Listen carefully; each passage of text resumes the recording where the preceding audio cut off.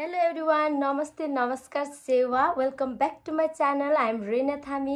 सदा चाहिँ म हजुरहरूको माझमा चाहिँ नयाँ भ्लग लिएर आइसकेको छु। आज चाहिँ शुक्रबारको दिन रहेको छ अनि तपाईले by the title and thumbnail देखिसक्नुभयो म कहाँ जाँदैछु भनेर। म चाहिँ घर जाँदैछु। आज चाहिँ पहिला स्कुल जान्छु अनि स्कुलबाट आइसके पछाडि चाहिँ अनि लोकसर उता घरतिर जानुहुन्छ अनि म पनि लोकसरसँगै चाहिँ घर जानेवालामा छु। अनि पहिला चाहिँ म अब स्कुलको लागि रेडी हुन्छु। स्कुलको लागि चाहिँ रेडी भइसकेँ, म चाहिँ ड्रेस लगाइसकेँ। अब सनस्क्रिनहरु अप्लाई गर्छु अनि म चाहिँ खेततिर जानुपर्ने छ। हो उतातिर गएर जो मान्छेको गाँस बास कपास छ त्यो मान्छे चाहिँ एकदमै सुखी मान्छे भित्र पर्छ।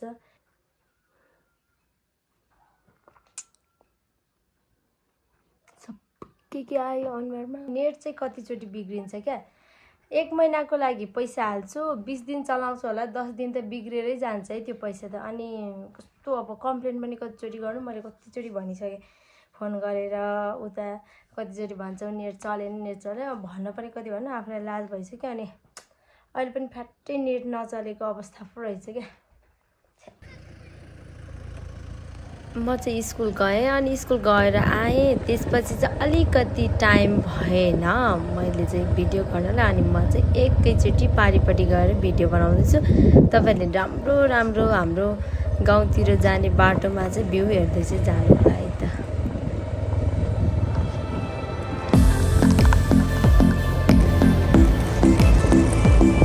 त्यतिर चाहिँ अलिकति अफरोड थियो। अब सुरु भयो हाम्रो चाहिँ क्रिस रोड।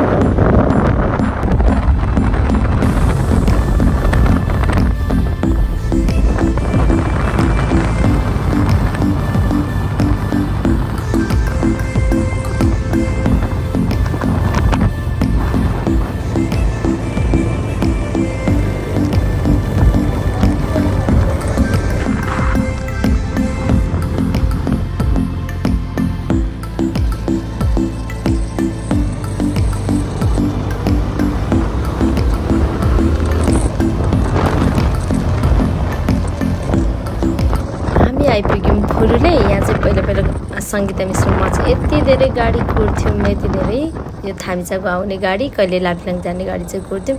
यहाँबाट छिरेपछि चाहिँ मलाई के फिल हुन्छ भने म चाहिँ घर आइपुगेँ, अब चाहिँ लाप्लाङ छिर्यो भन्ने चाहिँ मलाई फिल हुन्छ। यतातिरको भ्यू पनि अति नै बवाल हेर्न सक्नुहुन्छ तपाईँहरूले।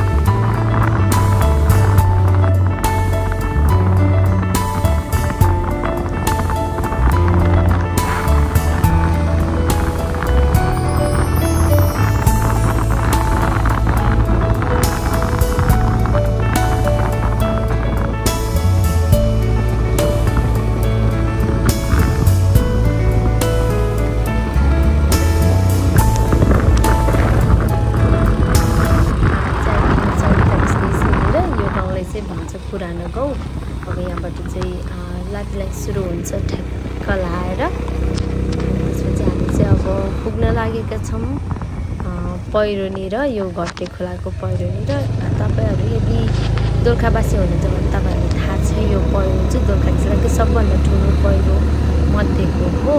यहाँ चाहिँ एकदमै बढी क्षति भएको थियो पहिरो भएर चाहिँ। अनि यतातिर आइपुग्यौँ। अनि यतातिरको बाटो चाहिँ अलिकति अफ रोड छ, तर पनि ठिकै छ। आफ्नो गाउँको बाटो भनेपछि त त्यो पनि राम्रो हुन्छ हैन त।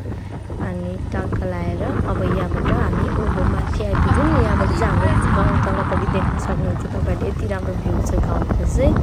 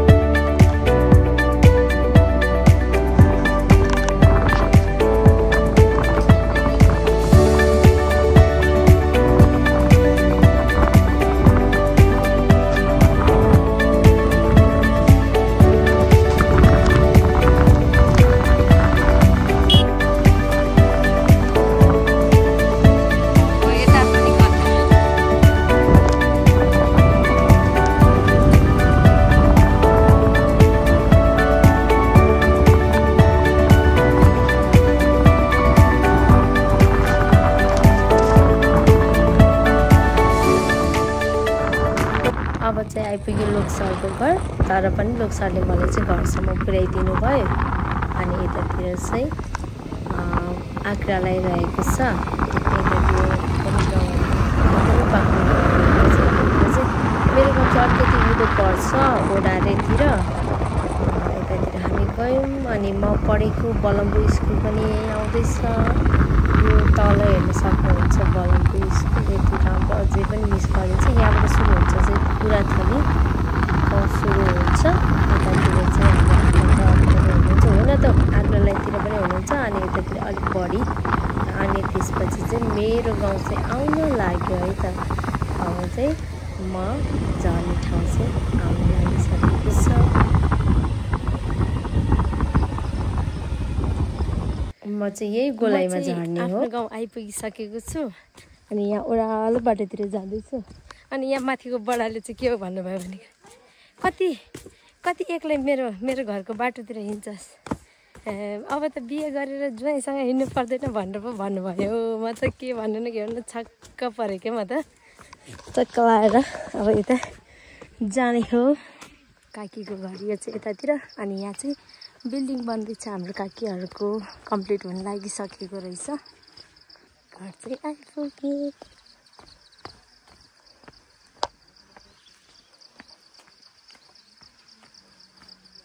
अम्बो हार लाग्दा त क्या प्याज पुन्छ बेला थान सकाले ए उच्या था त है।